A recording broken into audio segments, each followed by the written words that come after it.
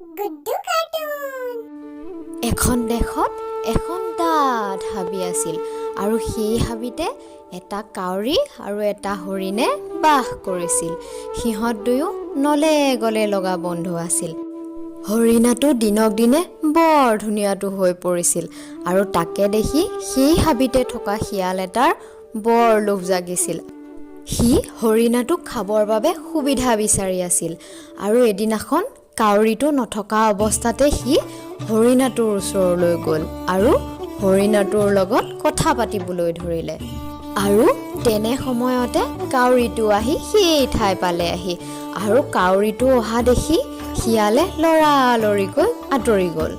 শিয়ালটো যোৱাৰ পাছত কাউৰীটোৱে হৰিণাটোক ক'লে, বন্ধু, এই শিয়ালটোৰ লগত তুমি ইমান কথা নাপাতিবা। শিয়ালটো বৰ এটা ভাল নহয়। মই ইয়াৰ বিষয়ে সকলোবোৰ কথা জানো। ই তোমাক বুদ্ধি কৰি খাই পেলাব। গতিকে তুমি ইয়াৰ পৰা সদায় আঁতৰতেই থাকিবা। কিন্তু হৰিণটোৱে কাউৰীটোৰ কথা নুশুনি শিয়ালটোৰ লগত বন্ধু হৈ পৰিল। আৰু এদিন সুযোগ বুজি শিয়ালটোৱে হৰিণটোক ক'লে, সখী, কিমাননো আৰু একেবোৰ আহাৰকে খাই থাকা? ব'লা আমি সৌ পথাৰখনলৈকে যাওঁ। তাত নতুন নতুন ঘাঁহ ওলাইছে। তুমি কুমলীয়া ঘাঁহৰ সোৱাদ ল'ব পাৰিবা। শিয়ালটোৰ কথা শুনি হৰিণাটোৰ মনটো বৰ ভাল লাগিল আৰু সি শিয়ালৰ কথাত মান্তি হৈ যাবলৈ ধৰিলে। আৰু এনেদৰে দুয়ো গৈ গৈ পথাৰ পালেগৈ। পথাৰৰ মাজত হৰিণে ঘাঁহ খাই খাই গৈ থাকোঁতে চিকাৰীয়ে পাতি থোৱা জালত সোমাই পৰিল। আৰু তাকে দেখি শিয়ালটোৱে হাঁহিবলৈ ধৰিলে আৰু হাঁহি হাঁহি ক'লে, হা হা হা হা, এতিয়া কেনে মজা হৰিণ, মইতো এইটোৱেই বিচাৰি আছিলোঁ। বহু দিনৰ পৰা মই তোৰ ওপৰত চকু ৰাখি আছিলোঁ। কেতিয়ানো মই তোৰ মঙহ খাবলৈ পাওঁ। পিছে সুবিধাই পোৱা নাছিলোঁ নহয়। আজিতো সুবিধা পাই গ'লোঁ। এতিয়া মই গৈ চিকাৰীটোক মাতি লৈ আহিম আৰু সি তোক মাৰি মঙহবোৰ লৈ যাব।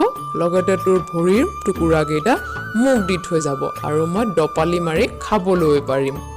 এনেদৰে কৈ শিয়ালটোৱে চিকাৰীটোক মাতিবৰ বাবে আঁতৰি গ'ল। ইফালে ভয়তে হৰিণটোৱে চিঞৰিবলৈ ধৰিলে আৰু তাৰ কাউৰীটোলৈ মনত পৰিল। সি যদি কাউৰীটোৱে কোৱা কথাবোৰ শুনিলে হয়, তেনেহ'লেতো এই বিপদত পৰিবলগীয়া কেতিয়াও নহ'লে হয়। আৰু তাকে ভাবি সি চিঞৰি চিঞৰি কান্দিবলৈ ধৰিলে। আৰু এনেতে কাউৰীটোৱে হৰিণাটোৰ কন্দা শুনিবলৈ পালে আৰু সি খৰখেদাকৈ উৰি আহি হৰিণাটোৰ কাষ পালেহি।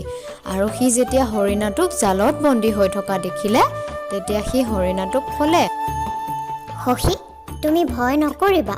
তুমি মৰাৰ ভাও জুৰি পৰি যোৱা আৰু যেতিয়া চিকাৰী আহিব, সি তোমাক মৰি থকা বুলি ভাবি জালখন খুলি দিব আৰু চেক বুজি তুমি তাৰ পৰা পলাই যাবা।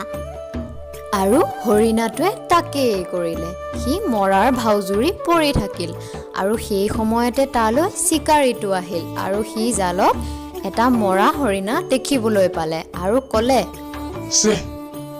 এটা হৰিণা লাগিছিল, তাকো মৰিহে আছে। কি কৰা যায়? এই বুলি কৈ চিকাৰীটোৱে জালখন খুলি দিলে আৰু হৰিণাটোৱে চেক বুজি তাৰ পৰা পলাই দৌৰ মাৰিলে। তাকে দেখি চিকাৰীটোৰ বৰ খং উঠিল আৰু সি ওচৰতে থকা মাৰি এডাল লৈ শিয়ালটোক উধাই মুধাই কোবাবলৈ ধৰিলে।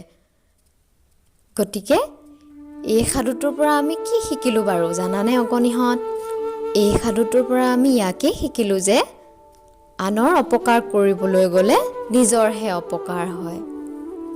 তেনেহ'লে আজিলৈ বাই বাই অকণিহঁত। পুনৰ এটা নতুন ভিডিঅ'ৰ সৈতে আকৌ লগ পাম দেই।